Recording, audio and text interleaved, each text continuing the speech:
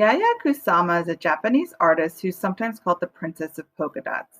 We're going to be inspired by her infinity rooms and her pumpkin designs and all her different shapes and patterns while we make our own pumpkin project. She has so many installations all over the world, and there's a lot of beautiful, famous artworks that you can actually walk into and feel like you're a part of the artwork. Now that we've been inspired by Kusama's shapes, designs, and infinity rooms, let's go ahead and make some pumpkins of our own. These are some pumpkins that I got from the pumpkin patch here, and you can see on the left-hand side is your standard orange pumpkin, and then take a look at the other ones. Look at all the cool designs, bumps, shapes, sizes. I even picked up some gourds too from the pumpkin patch, and I might be inspired and throw one of these in. They look like swans or birds to me, but I really like the dots, shapes, designs, and the color patterns. All right, let's get back to work. All right, so I have my piece of paper and pencil. I'm going to be using some of my color pencils, or I could use some crayons if I like later. They actually give like a nice waxy bright feel, so I might use that for my gourd. I also have my markers as well. So as long as you have something like this, you're good to go. And if you would like, you can try oil pastels. This is another thing that's kind of similar to crayons. It'll give you a bright, vivid color with a waxy feel. So we're going to go ahead and start by drawing our swan-shaped gourd. So I want you to go ahead and put 5 fingers from the bottom and draw a little line. So 5 fingers from the bottom of your paper, draw a little line. Now let's do about 3 fingers from the top of your paper and draw a little line. This is going to be the shape of our gourd. So the next step is we want to draw the neck and the bottom. So we're going to look at this, and I want you to point to the middle and draw another little line. So now we have 3 different lines. Okay, so we're going to start with the head. Now at the head shape, you put your pencil down here, and you're going to come up like you're making a circle and come down and stop, a half of a circle like this. So we have a half circle so far. The next thing you're going to do is you're going to bend it inward like this and then back out. So a bend in, this is our neck, and then back out again. So we're going to follow the shape over here. We're going to curl it up like this, round it and curl it. We're going to follow it like this. It's almost like we're making a question mark. All right, now we can erase this little center line. So we have the head of our swan and like the neck of our swan. And now we're going to do the base. This is our swan type gourd. So I'm going to go here and round out to a nice circle. Notice I'm doing multiple lines because sometimes it's not perfect. So I just kind of round out for my circle. All right, now I have this beautiful swan type shape. So the next step is now we got to make the little nose. So we're just going to kind of bend it down and come back like this. And you can draw a little line down the middle. It's just a little long point. Now right around where the gourd meets the stem, there's a little thing that goes like this. It just looks like a triangle one and a small one there. That's going to be like the eye of our swan and the little part there. We'll color that in dark. Okay, so now we've got to draw some different lines and shapes down our body. So let's go ahead right about here. We're going to draw one line down here down the middle and stop.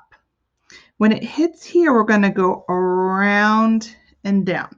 So it follows this shape here, and we stop here, and then we go around like we're going like around circle. We're not drawing a straight line down, around and down. That's going to be our center line. So we're going to be inspired by Kusama's circles. We're going to follow this line with some circles and go all the way down to the bottom.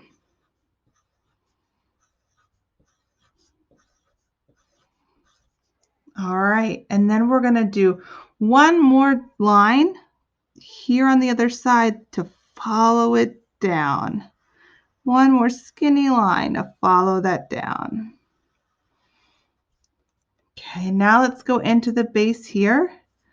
And we're going to actually go to this side first. I'll put my pencil here. And we're going to go down like this with the pencil line. And then what we're going to do is we're going to put some circles on this side of that pencil line.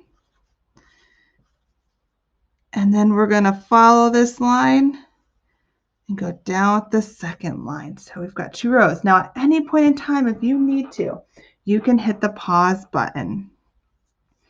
All right, we're actually going to go in this direction still, even though sometimes you feel like you'd go in the opposite direction. We're going to turn it this way and do one more set of circles here. And you can make these a little bit smaller.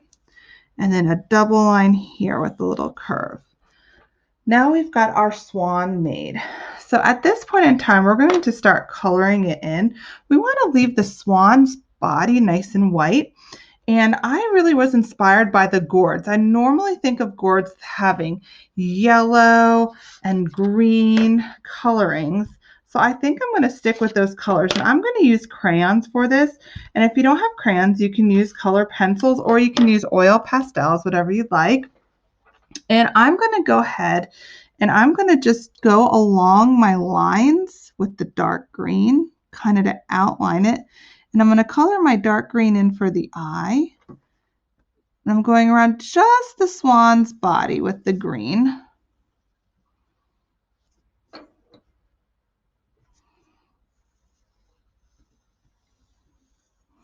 So just the swan's body with the green. And then I am going to go inside and just do these little lines here. But I'm trying to keep them apart because I want to color the inside of the line a different color. And if you have if your crayons aren't pointy, it might be hard to do this. So you can just color them in a solid green if you like, or you don't have to do both lines. You could just do one of the lines if it looks like it's just blending too much, because mine is starting to overlap too, but that's okay. Okay, so now my next step is I'm going to go in here with my yellow. And if yellow and the green blend, it's just going to make like a lime green, which will be pretty because they're colors next to each other on the color wheel. So they blend really nice together. So I'm going to go down in that line there. And I'm going to take this lighter green and I'm going to do my circles, this lighter green.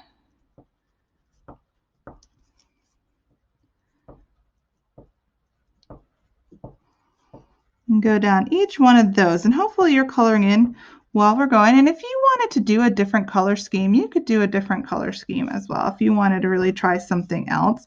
But the main thing is our swans want to be this beautiful white color. So we're going to try to leave a lot of the background with white. All right, and then I forgot to do my little thing there, and I'm just going to get a color pencil. I'm going to do this one kind of black. So I'm going to push hard, and then I'm going to go nice and soft. All right, so now we have this beautiful looking gourd that is inspired by Kusama circles, but it also looks like, you know, a swan as well. So at this point in time, we're going to cut this out and then we're going to make our background. All right, so for your background, what we are going to do is you're going to need your markers. We are going to draw a line across here for our horizon line, and we're going to draw some circles in the top and then some different shapes in the bottom. Okay, so let's go ahead and grab our markers and have our pencil. So start with our horizon line. So let's go ahead and go across with our horizon line here.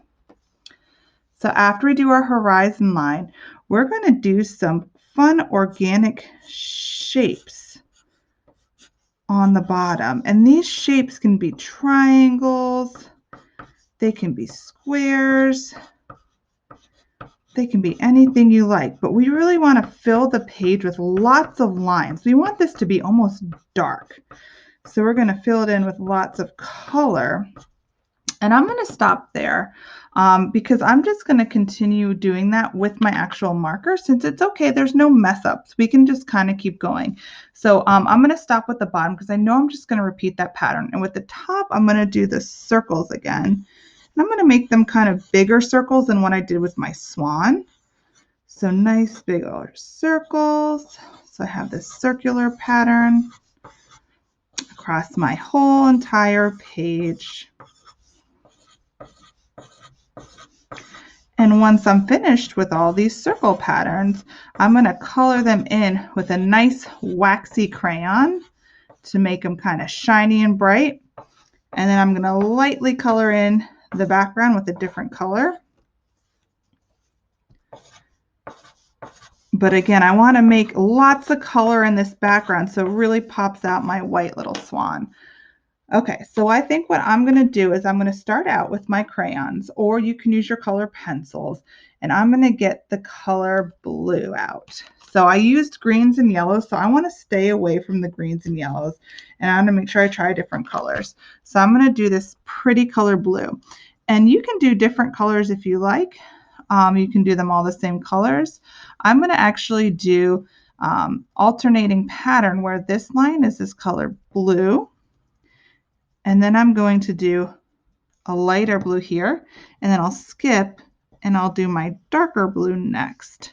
So go ahead and color along with me. And at any point in time, you can always pause and fast forward to get to the step that you're at. So I'm going to color in these last few rows.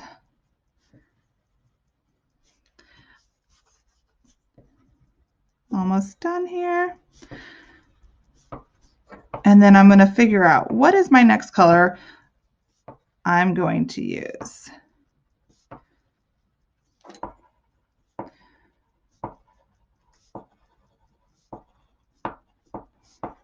Okay, so then I'm going to use a lighter blue. And I can always just, again, color pencil. I could try a different color too if I'd like. I'm going to do this lighter blue here. And I think the background I'm going to do is a purple. And I'm going to shade it in with my color pencil to get this beautiful purple color to help. Because I know purple and blue are next to each other on the color wheel. So they are colors that will complement each other and look really nice next to each other.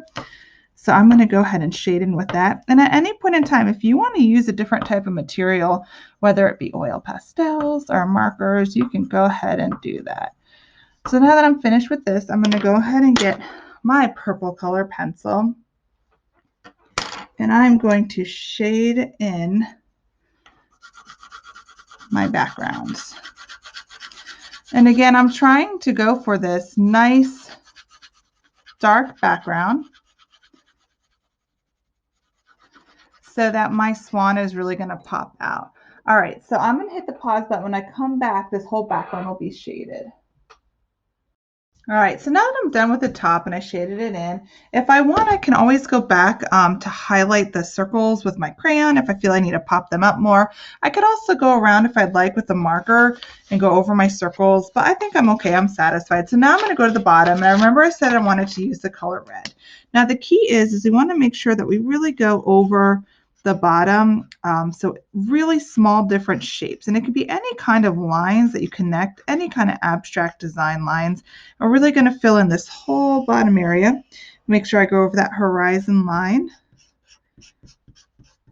and it's almost just like you're drawing different lines and making four-sided, three-sided, two-sided geometric shapes. So go ahead and get whatever color crayon or marker that you would like and go through the bottom, and when you're finished, we'll get ready to glue down that swan. So I'm going to hit pause. When you come back, my whole bottom will be done. All right, now that I've finished doing all these different shapes, I want one last color because I don't want it to be white because my swan is white and I really want my swan to stand out. So you can either get a pencil that's a lighter color or a darker color, and you can either fill it in each of the shapes, or if you pick a lighter color, like I picked yellow, I can actually just go across all of this and color this in a nice bright yellow back and forth. You can pick any color you want, and it does not have to be a marker. I recommend doing a lighter color so you can just kind of go on top of it and blend it all in so it's one solid color. And once we're finished here, we're going to actually get some scissors and a glue stick and cut out our little swan and put it in the middle. All right, so now that I have all my colors and I'm done, I'm going to take my swan. I'm going to go ahead and cut my swan out. And I'm going to try to keep the green on the outside. Okay, I'm turning my paper as I cut, always keeping your scissors away from your belly. So notice my hand is sticking out. My scissors are going up and down, and I never turn the scissors towards my hand or towards my belly. It's always away from me, and I kind of just turn my paper as we go. And when it gets hard, sometimes I just go away from a cut, and I'll keep going and I'll drop it down, and then I'll come back in here. And if you're not good with scissors, you can always ask a parent or an adult or someone that you're with, because I know some people are not at home, to help you out. Okay. Okay, so now I'm going to move all this stuff to the side. And now I have my cute little gourd to put him down on my paper. And if you ever have time, if you have extra time, you can always make another one so he has a buddy. And you can make them because there's all those different shapes and sizes. Remember that picture at the beginning? I'll pop it up here in just a second. See, look at all these little ones. Don't they look like funny little swans, these gourds? So if you want to go ahead and make a buddy for this, you can go ahead and make another one if you have extra time. So I'm going to go ahead and glue this down. Okay, and if I lost any of my outline, or I can always pick this up because I didn't quite get the nose there, go back in there, push it down. And if you missed any part or cut some of the outside, you can always go back in, like with your green, and just push a little harder to help kind of give the outside so it just pops out that gourd. And there we go, and we're done. I hope you guys had fun. I'll see you next time. Bye.